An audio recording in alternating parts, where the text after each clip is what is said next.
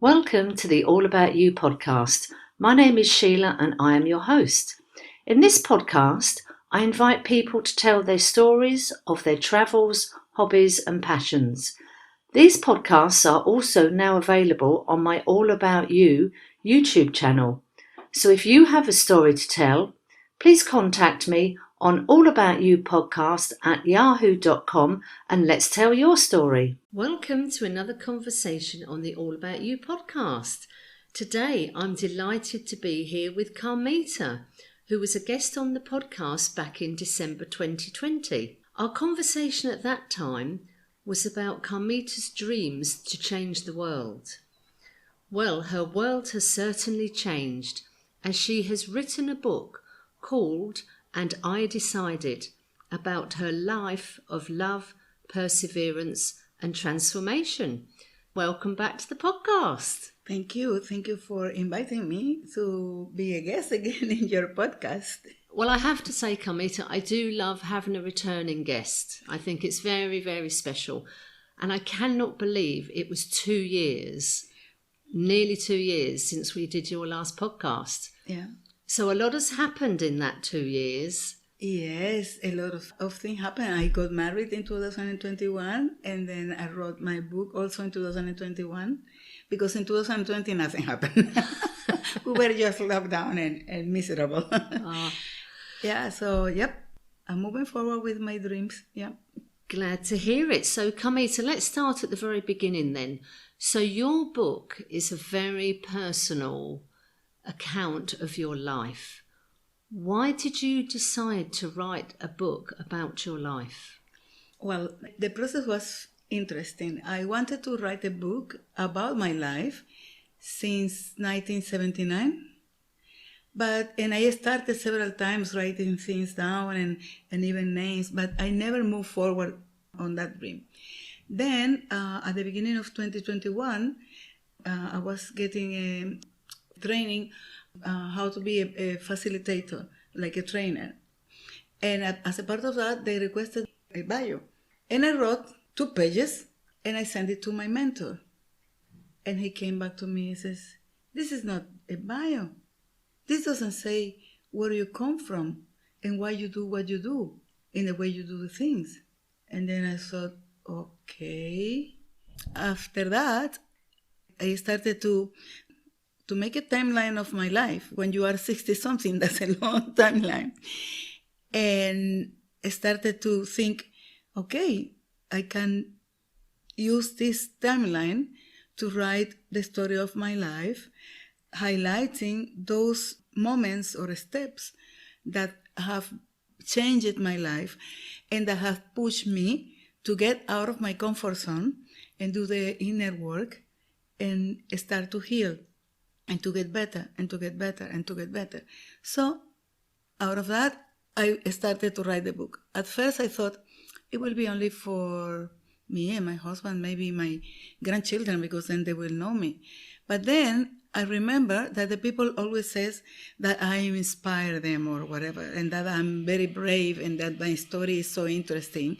So I decided to make it a book, a public book, to be just shared with people. And then I decided to include tools and things I did to go from misery to joy and from victim to victorious and that type of things.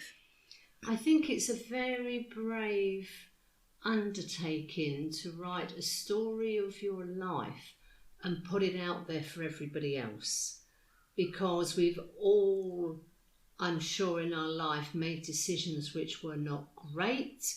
We've all made lots of mistakes and probably a lot of things we'd like to forget. So I think for somebody to actually make the time and effort to write it all down in the first place, but then to let it out in the world, I think is incredibly brave. Yeah, it's more than brave. I will say that it's becoming vulnerable. It's just letting people know more about you, things that you never share. But I'm sure I'm not the only one who have had those mistakes and errors. And if I was able to work on them and work on myself and do something different and better, and every time better and better and better, then it will be a good tool for people, or at least a starting point to think, okay, if she can do it, I can do it. So it was an interesting process. I realized things that I didn't know were there inside of me. And even I realized, for example, that there were events that they should have made me annoyed, angry. And no, apparently I was not angry when they happened. But then, how is that I have bruxism? It's because I don't know how hard I tightened I squeezed my teeth, and how many times I have done it through my life, to the point that I do it now unconsciously. So, yeah, it was being vulnerable, I will say, more than brave, and realizing that I needed more inner work to do, and I have been doing it during the process of writing the book and even now. So, Carmita, let's talk about some of the stories in the book. Do you go right the way back to your childhood, or do you sort of start at as a young adult? No, I started even before. I talk at the beginning because, in Latin America, we are a mix of different races, and our culture is a mess because the Europeans, when they came to America, they wiped out our culture.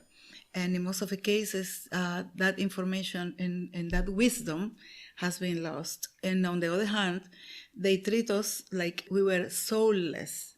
They decided that we didn't have soul, when maybe we were more connected to God, truly, than them. But as we were different, they just pushed us away. And on the other hand, we were like that we were less. So if you were not white with a straight hair, your lips like a heart shape, that type of things, you were ugly. So in my case, I am the result of the mix of at least 3 different races, because my father was the son of a black man with a Spanish descendant, and my mother was the daughter of an Aboriginal with somebody. We don't know about that person. So I am a mix of these races, but the beauty standards, were always the white people standards. So when you compare my curly hair, my big mouth, my funny nose with the European or Caucasian standards, I'm ugly. But I'm not really ugly. But it took me like 50 years or so to accept that to realize I'm not ugly. Because in my house, my curly hair was like a curse. They were doing everything to try to make it straight. And in addition, I had abundant hair. So it was, I was called, for example, black man. Black man, and he was an African. So he has a huge afro. And he was called black man. And that word became black man. So I was black man. I was many other funny nicknames. And in addition, I was shy. I talk about the ancestors because it's a way to know why I was always thinking I was ugly and undesirable or even unworthy. And then I start to tell my story. I'm the eldest. So before I was 2 years old, my sister was born. At that moment, I started to be responsible for my sister, and then my brother, and my other brother, and my other sister. So I became a leader, even without knowing what was a leader. And as I was the eldest, I had to be perfect. So my mother was expecting nothing less than perfection from me. Just talking about your story so far, at a very, very young age, you were told you are not good, you're not perfect because of the way you looked. That obviously reflected how you were treated. Because you were their eldest child, you were then put in a position of responsibility and a carer. That's an awful lot to have to contend with at such a young age. Yeah, and that's part of what I realized now when writing the book, that there was a lot of abuse. Because, yeah, maybe that was the only way my mom had, because my father was in the merchant navy, so he was not at home. And then when he was not anymore in the merchant navy, he was working on the lake but on shift. So my mother was at home alone. There was not internet. You cannot order your groceries by internet. So she had to go. And she cannot go with the baby and bring the groceries. So I realized that since I was a baby, she was leaving me alone at home while she had to go pay the electricity, buy the groceries, or whatever she needed to do.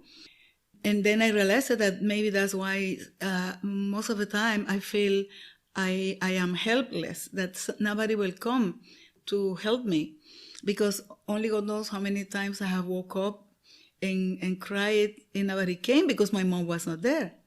All those dots I started to link when I was writing the book. And then the responsibility of being the eldest and having a child that is 2.5, 5 years or 7 years old doesn't have the maturity to take that responsibility. But yeah, we are assigned with the responsibility, and we have to be, in addition, accountable for that. So I always was the one accountable for the behavior of my siblings. And in many cases, I was punished with no reason. I was just a child. But yeah, my adult can understand why my mom did that. But the little girl didn't know why she was abandoned, why nobody was coming to see her. As an adult going through this experience of writing the book, have you made peace with that young girl you were at the time? Can you understand it a bit more now, that the situation your mother was in, and literally she had no choice, she had to put you in charge of the family when she wasn't there? Have you made peace with that young Carmita? Yeah, I have made peace with my mother, and I have made peace with that young Carmita. You know, most of us, we have traumas or this type of things from our childhood. Our parents gave us the best they could with what they had and what they knew. And they knew a lot less than we do now. Our work is to mother ourselves. So I have been working on that process of mothering myself, and to let that little girl know that she's not alone, that will not happen again, that I'm with her and that I need her with me, because in our inner child is where our innocence and creativity and dreams are. So we have to bring that child that is hiding somewhere there, afraid or sad or feeling unworthy. We have to let that child know we love her and that we are so sorry for what happened to her, but that now we are here to protect her and that we need her. And there is a work that you do to integrate that child with you. And you will do it many times, because there are different moments in your childhood when you have been feeling like left out or put down. And yeah, that's the process. That's why when you start to open the Pandora box, then you keep taking things out. And for me, writing the book was in some way opening another Pandora box that I haven't seen, and work with that. So yeah. I guess through every area of your life, we're going to have some highs and we're going to have some lows. So I imagine the highs were a really nice experience to write about, because you've been incredibly successful in your career. the lows, as you say, it's having to revisit that period of time, try and make sense of it as an adult, as opposed to maybe that very young girl, that teenager, that young woman, trying to make sense of it as you're older, as you say, making peace with that situation. You can understand maybe different aspects of the creation of that problem. So let's move on a little bit further in your life. So let's sort of talk about you as a young woman. You sort of finished your education. What were your hopes and dreams as a sort of a teenager and a young woman? When I was a child and even a teenager, my dream was becoming a dancer. When I was a child, I was singing and dancing all the time. And as a teenager, I wanted to be a part of a national folklore dance company. But I didn't have the courage to tell that to my mom and quit engineering and do that. So I studied engineering, and I was a very good student because, I have to set the example and the model for my siblings. And I even had a scholarship for studying. And then I got graduated, I got a job. And then when I started to work as a process engineer, I realized that I didn't like it. I realized I didn't like my career. So, and then I gained 18 kilos in 18 months. I became very depressed. I started to take Valium and that type of things prescribed by the doctor. I married with the first guy I found. And thanks God, one of these things that it was sent to me, I found out about environmental engineering.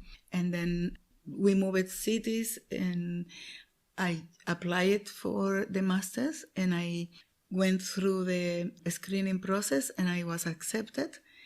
And that in some way reconciled myself with my career, because environmental engineering is more me, is more researching and working with different disciplines, and each project was different. So what I have found through the 40 years I work as an engineer is that whenever I was creating or learning or have a purpose for changing something for the better, I was joyful.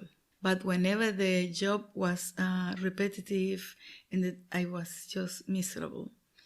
And the last job I got, it was super clear because I have to set all the rules for the company for their projects.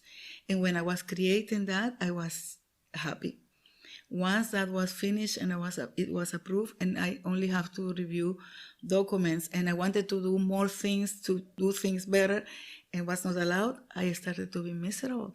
And I was where everybody wants to be, working in a international position, in a corporate position within that company, gaining very good money, traveling to exotic places, living in an exotic place, and feeling empty, feeling miserable.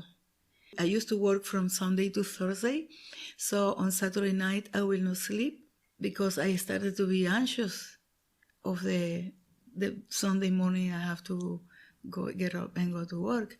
So the marriage of my daughter became an inflection point, because until that moment, and since she was born, I was living all and for her.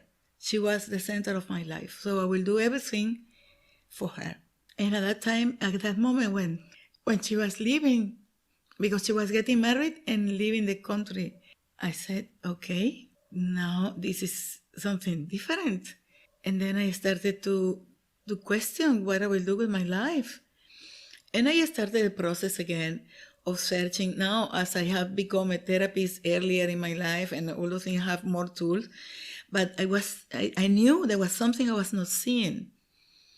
And then I knew I needed help. And then I was hearing about this EFT method, and it was like appealing to me, but the information on the internet was not clear. So one day I asked my daughter if she knew, and then she knew somebody who was there in Doha and was doing that. So soon I got the number, I booked a session with him, and working with him helped me realize that I cannot continue with engineering. I have to change direction. And talking with him, we were talking about when as I left engineering at some moment and to become a therapist, and I was facilitating workshops. And he says, that's it. When you talk about that, your eyes has a spark. The way you speak changes. That's what that you are missing. So I started to think about that, and I decided to become a coach. So I got the training, I became a coach. Yeah, I was earning good money. At the end of 2014, I think, there was a crash in the oil prices, and they decided that they will reduce 30% of the payroll, and they will start with those that were older than 60. So I said, okay, this is a sign I was waiting. I will not wait anymore. So there was a moment when my boss called me and said, okay, we have a way for you to stay at least 2 more years. And then I said, oh, thanks for thinking of something, but I decided to get retired. No, yeah, when my contract finished in June, I will not renew my contract. So please take the actions to make that happen. I think it's very interesting listening to your story of when you were working as an engineer, because we've often heard this expression as in people are climbing up the corporate ladder and they get to a certain point, then they realise the ladder is against the wrong wall. Yep. In other words, they've spent all this time and energy climbing their way to the top, and they get there and they think, this actually isn't what I want. And that may have taken many, many years to get to that point. But I think it's absolutely fascinating when you're talking about being a therapist, how it ignited, the sparkle in your eyes. And yet that's something wow, yes, this is what I'm interested in. Something a million miles away from the oil industry, being an engineer, something completely different. So although you were, in theory, doing the job you had trained for so long, worked really, you've worked hard at the job, you've climbed the ladder, but then you were having all this anxiety of having to go back to work the next day. Yeah. I think there's an awful lot of people, Carmita, in that situation. Yeah, there is. In fact, in that company, the environment was very sad and tense, and the people, they were there for the money. When going out at the end of the day to the elevator, you will listen to people saying, well, 1 day less for the weekend, or only 2 more days for the weekend. And yeah, this 1 week less for my holidays. So I never ever had work as a consultant or as an employee in a company where the people were so detached from the company. The environment was terrible. And yeah, all those people were just there because of the money. But, at the end of the day, what is important is not the money. It's what you want that money for and how much you really need for what you want. Because we have become so greedy and ambitious about money. We only want money, money, money, money. Nobody says, I want to make this a better place, a better society. I'm trying to see how with my talents I can contribute either as a job or as a hobby to make this something better. No, we are just complaining. Everybody has a guilt of everything that is going on. Our life is misery. No, it's a misery not because we decided wrongly, but because everybody else had made our life a misery. No, we are making our own life a misery or a heaven. There is people that says that you can live heaven in earth. And it's true, because we are every day with our decision, with our attitudes, with our actions, creating our world. So we can create a hell or we can create heaven. It's up to each of us. I love that. We can each create our heaven or our hell. We do. That has got such an impact, that phrase, hasn't it, that we can all create our heaven and our hell. I know we're all going through very difficult times with the world economy. We've got problems with energy crisis. Most people have had to deal with the fallout of the pandemic. I think a lot of the conversations I have had is that people have taken a bit of time to take stock of their life and what's important. And I think we've all begun to realise during the pandemic, I've got this really beautiful car, the car is my car of my dreams. For us here, it would have sat on our drive for literally 3 months of the year. And I think we all began to realise that it was important how we got through our days. A lot of people were working from home, children were studying from home. Luckily, we're coming out of that situation now, but I've had so many conversations with people who have said, I'm now taking pleasure in the small things, having a meal at home with family and friends, sitting and reading a book. I know for myself now, I have gone back to the joy of sitting down with a book, making time to do that. And it's taught me a lesson, as in, we've only got 24 hours in a day, and we need to try and find joy that we can create in our life every day. Even if it is just sitting down for half an hour with a hot cup of tea and read that book for half an hour. Yep. That brings me joy. For somebody else, it's walking their dog. For someone else, it's pottering around in the garden. It's taking a long bath. These things do not have to cost a lot of money. Yep. We're not talking about throwing hundreds of pounds at something. And it's those little things create a heaven or a hell. Yeah, and as you said, most of them, they cost nothing. We have to be a little bit like the children, Not the children that this day are all the time on a screen, but the children. The children, you give them a silly thing, and for them, they make a lot of joy out of that maybe costed €1.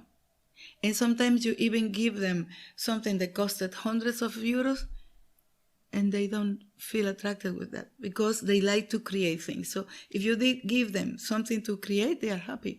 But we have detached so much from our inner child that we don't play anymore, we don't dream anymore, we don't do silly things anymore.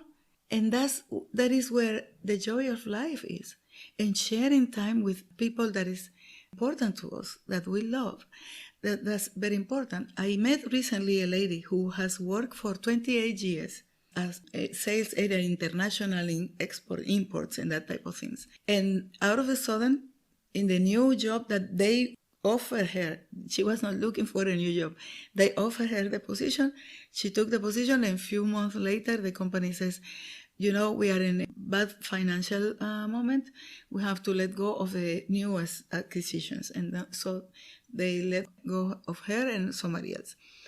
And now, because of that, she is realizing all that she has been missing in life because she was always working, because she was focused on being the best, on the company. The company have to reach their goals.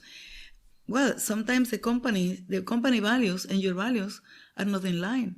And you feel miserable in that job because there is something that doesn't match. Maybe it's time for us to start to ask ourselves, why I feel so miserable in this job? Is the position itself? Can I change within the company to another position where I will feel better? Or is it just that my values and the values of the organization doesn't match? And I realized that, for example, for me, the values of the oil and gas industry don't match with mine. I didn't see it. And most of the time you see the values written down in the wall, but those are not the values. The values are the ones that they live for. the way they treat you. Respect. Do they treat you with respect? No, then that's not the value. It's written there, yes, but you are not living it. And even for us, because values are abstract words. For example, honesty or respect. What honesty means to you or for me, or transparency or respect, all those, if you can go to the dictionary and you will have a definition, but that is abstract. So you have to choose your values and then ask yourself, how do I live this value? Because it's just a value that it has been imposed maybe, and I don't live to that value. And that's part of starting to be yourself, who you are, what is important for you.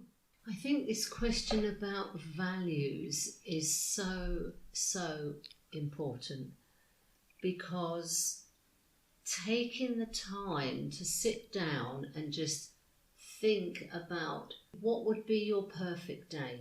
Is it meeting someone for a coffee? Is it feeling productive after a day's work? Is it taking time just to go for a walk in your local park? What really gives you that little bit of heaven every day? And I think it's an interesting exercise to think, if I had my perfect day, what would it be like? And you could say, okay, well, I like to spend time with my friends, I like to go out and socialise. You may not be able to do that every day, but can you do a little phone call every day, just for a 5-10 minute catch up with somebody? So that's something that's important to you that you could do every day. So that's that little bit of me time every day in line with your values. And that's your little bit of heaven every day. Yeah, and because, there is this, the people talk about work-life balance.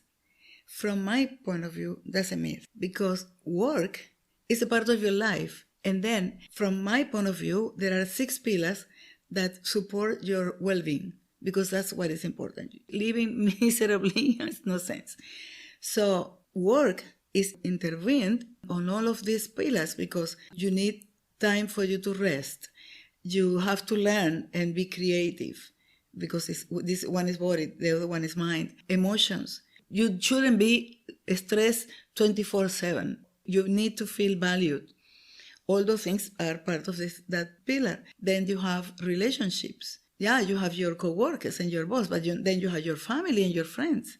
So your work have to also give you space for those things, and you have to feel within the co-workers, with your co-workers, you have to feel comfortable, okay?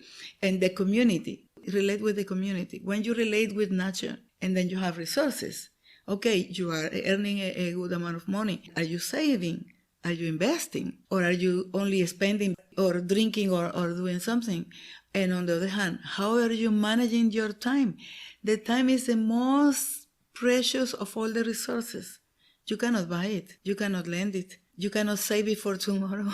You either use it now or you don't have it. And the last but not least, meaning, sense. Is your work giving you meaning, or is giving you emptiness? I just wonder if we go back to the very young Carmita, who was a carer for your brothers and sisters, you were in a job of responsibility, and you were a caretaker. Whether that experience at that very young age has taken you full circle, where you are now coaching people, you're mentoring people. So maybe that very young Carmita was being taught lessons at that very young age that has taken you all the way through your career as an engineer to be in the place now where you are thriving, because you are, through your story, telling people you are not alone. From your story, this is what I went through, this was the right decision, this was the wrong decision, this was the outcome, good and bad. You can get through it. So maybe that young Carmita, you were put on a path at that time to be the woman you are now, helping everybody else. Yeah, maybe. Yeah, it may be because why I was the eldest. Maybe because I came to this world to serve. But that being responsible for my siblings also got a toll on me, because there was a moment when I was feeling responsible for everybody. So I was responsible for my coworkers, and I was responsible for my husband. And later, there was a moment when I was feeling like I don't want to have any responsibility. Just let me alone.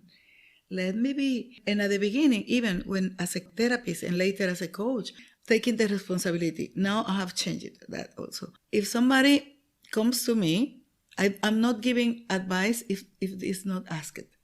Because in the past, I will be always trying to help, giving advice to somebody who is not asking me for help. Well, that people is not asking because he doesn't want to do any change. So I learned that.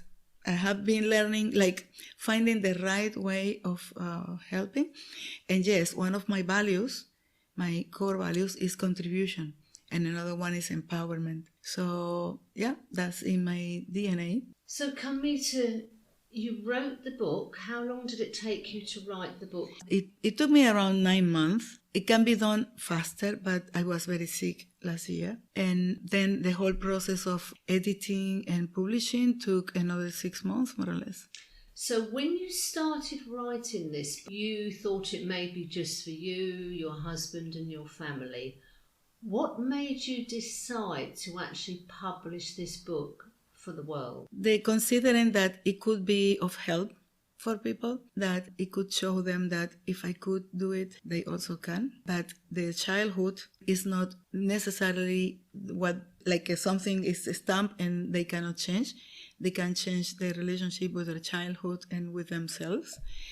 And I wanted people to know that when you know certainly where you want to go, you will find a way. So when somebody says, no, I want to be this and this, but I cannot find the time, maybe it's because that's not really the dream, or maybe because they have not connected emotionally with that dream, and they don't get like connecting with that dream frequently. Because what I have found out is that once you have the vision and you connect emotionally with that, and you continue having that connection and feeling that emotion, that will give you the will to make a priority what is prioritary, and take the time and move things and say no to many things. And that saying no is something that mostly women will have to learn to say no, because the patriarchy has taught us that we are the servants. So our needs are the last ones to be met. And that's silly, because if you are empty, what you can do? What you can give, It should be like you have the coffee cup and the sauce. What is spilling out of the coffee cup and in the sauce is what you can give. But you cannot give and then, okay, once the cup is empty, what you will do? How can you continue giving? Then you start to feel regret, resentment, annoyment, and then you start unconsciously passing bills. I did this for you. How can you not do this for me? Or I have many mothers, mostly those are very manipulative. They will say, I have done so much for you. How you pay to me like this? Excuse me, you did what you wanted for your children. Don't come with the receipt, with the bills. Pay here, pay there. But that's what comes when you are giving from an empty cup. So that you were saying that keep every day a little time for you is key, because that's how you keep your cup full. And as the British guys say, happy wife, happy life. So if you are happy, that's wisdom, although the people doesn't see it. But if you are happy, you are the center of your house. So everybody around you will be happy. And the little kids, they sense energetically when you are in distress. So they start to also feel awful and behave awfully. And that is just something that spirals up. And then it comes the shouting. And the more you shout, the more distress and the worse energies in the house. So we need consciously to fill our cup. At the end of the day, you are the CEO and general manager of your life. You are the one who takes the decisions. So you decide to take time for you, or you decide to give all the time away. But you cannot complain, you cannot blame on anybody. It's your decision. So Carmita, You've written the book. It was originally for you and your family. It's now out in the world. How do you feel looking back? Now you have written everything out, you've joined the dots, and as an adult and a grown woman, you can look back and see why certain things were as they are, because you've got the wisdom of the years and the experience to say, okay, well, this is what happened at this time because that's what it was. How do you feel now about your life now that you've gone through that process? Do you look at it very differently? Yes, I have seen things differently. I have recognized that there were many, many moments when I could have asked for help, but being the eldest, I never have been used to ask for help, and that I could have done things differently. But then now I have that wisdom, as you said, I have that knowledge. And what I want is just to help others that are younger than me to see in the book, in what I share, the reflection of them, and then realize that they are doing something in the wrong way and that they are the only ones who can change it. Because at any moment when I decided, that's why I named the book And I Decided, because at any moment when I took the decision, either right or wrong, I felt empowered and I could achieve what I wanted. That sometimes I regretted, yes. Learn more and more to don't take decisions out of fear or out of anger, because being annoyed or being afraid will just bring you to take, in most of the cases, the wrong decisions, because anger and fear are the worst advisors we can have. And I realized I took plenty of decisions out of them. Yeah, even lately in my life, I took decisions out of fear. And I lost money, pain with heart. Everything has a price in this life. Either it's money, time, energy, or pain. But everything has a price. Life is exchange. You have, if you want something really, you have to make an effort to get that. And that effort is a cost. Wish I would have had somebody who has advised me earlier. But on the other hand, I recognize that I got used to take decisions alone. Even now, with Pierre, sometimes I struggle because I start to think about something, and when I could go from the very moment and said to him, listen, I'm thinking of this. What do you think? Do you think it's a good idea? So I'm still working and learning. And these days that I'm learning on how to do investments, I was already talking to him. He's very skeptic on investments, but I think you can start with little amount and try. I think your book, I mean, I'm currently reading your book, but your book, as well as being your own personal story, there's another level completely, as in people can read your story and you're very honest, as in you made mistakes when you made decisions, you were not in the right place when you made a decision, and we can all relate to that. As you say, we make a decision through anger and it's just so wrong. But also people can see you're not a perfect person. None of us are perfect. We're all striving for perfection, which is just crazy anyway. Yeah. But you've been incredibly honest in this book. People can take lessons from that book, as in we all try to be everything for everybody. We're often, as you say, women, we put ourselves last. And by reading your book and taking these lessons, hopefully, if it helps one person, that's a job well done. Yeah.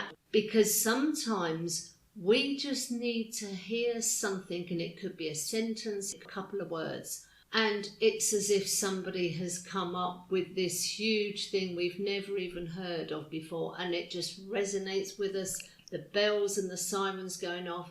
Oh my God, that's it. Mm-hmm. And I think just through our conversation today, for me, heaven and hell. Well, let's just take a little bit of time to create a little bit of heaven every day, and everybody's bit of heaven is going to be completely different. Yeah. Even it can be, I don't know, taking the shower a little longer and be in touch with yourself, or sing out loud in the shower, or just, I don't know, stretch yourself as long as you can. Only God knows. For me, it's dancing. So I'm trying to, every morning after I do the Qigong session, do a little bit of the choreography we are dancing in my Oriental dance class, at least to have that. I mean, they say, don't they, dance as if no one's watching. So while you're waiting for the kettle to boil, put on your favourite disco or whatever you want to do and just go for it for the 3 minutes. Yeah. And you know, that could be your bit of heaven every day. Yeah. And for me, for example, there was a time when I was coming home feeling sad. Writing the book, I realized how long I have been depressed. I never have seen it. That's why, unfortunately, mental health is not taken as serious as it is. But most of the people these days are depressed. And that's why people is just addict to drugs, alcohol, shopping, or sex. But there were these moments when I was feeling so lonely and depressed. And it was funny. I will put love songs, but very sad love songs. And it was like a tactic. I will start singing them. And after, 3, 4, 5 songs, I was just feeling better. Yeah, everybody will have a different way. So we've just all got to find that little bit of heaven every day. Make the effort, find out what it is. It could be different every day, but have a little bit of heaven in your life every day. Yeah. Carmita, thank you so much for being a guest again. This conversation has got so many gems. Thank you. And I cannot imagine the process of you writing a book about your life. I should imagine that was probably one of the most difficult things you've had to do, is to go through and with the timeline and connect the dots. But it's obviously made you the incredible woman you are today. Yeah. Thank you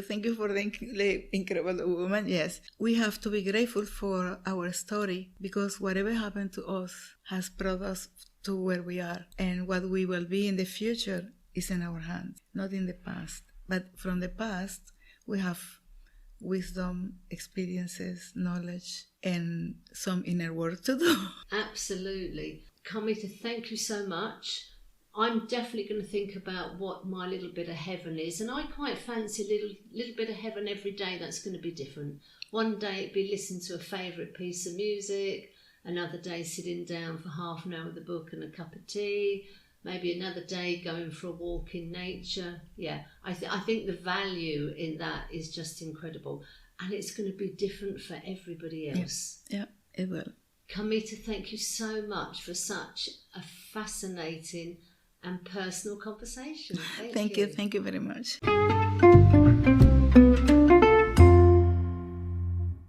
I hope you enjoyed the conversation. Please subscribe on whatever platform you are using. It is free, and if you would like to tell your story, please contact me on allaboutyoupodcast@yahoo.com and let's tell your story.